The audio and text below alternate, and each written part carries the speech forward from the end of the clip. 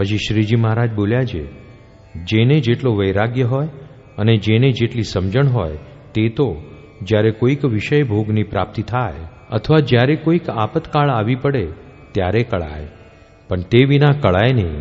અને જાજી સંપત કે આપત આવે એની વાત શી કહેવી. પણ આ દાદા ખાચરને થોડું જ આપતકાળ જેવું આવ્યું હતું, તેમાં પણ જેનું અંતઃકરણ જેવું હશે તેવું સૌને જણાણું હશે. પછી મુક્તાનંદ સ્વામી બોલ્યા છે, ભગવાનના ભક્તનો પક્ષ તો હૈયામાં રહે છે ખરો, તે પણ સમજીને રહે છે જે જો સત્સંગનું ઉત્કૃષ્ટપણું હોય તો ઘણા જીવોને સમાસ થાય, અને જ્યારે કાંઈ સત્સંગનું અપમાન જેવું હોય ત્યારે કોઈ જીવને સમાસ થાય નહીં, એટલા માટે હર્ષશોક જેવું થઈ આવે છે.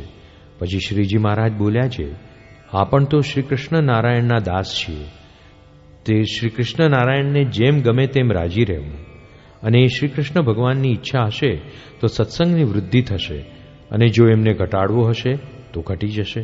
અને એ ભગવાન આપણને હાથીએ બેસારે તો હાથીએ બેસીને રાજી રહેવું, અને ગધેડે બેસારે તો ગધેડે બેસીને પણ રાજી રહેવું.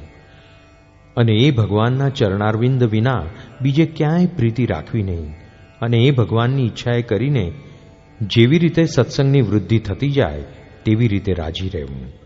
પછી એ ભગવાનની ઈચ્છા હોય તો બધું જગત સત્સંગી થાવ, અથવા એની ઈચ્છાએ કરીને સર્વે સત્સંગી મટી જાઓ, પણ કોઈ રીતે હર્ષશોક મનમાં ધારવો નહીં.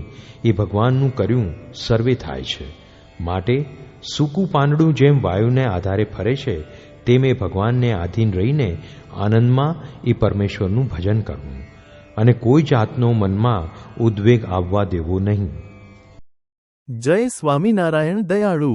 આપને આ વિડિયો પસંદ આવ્યો હોય તો અમારી ચેનલને સબસ્ક્રાઇબ કરો, લાઇક કરો અને દરેક સત્સંગીઓને શેર કરો.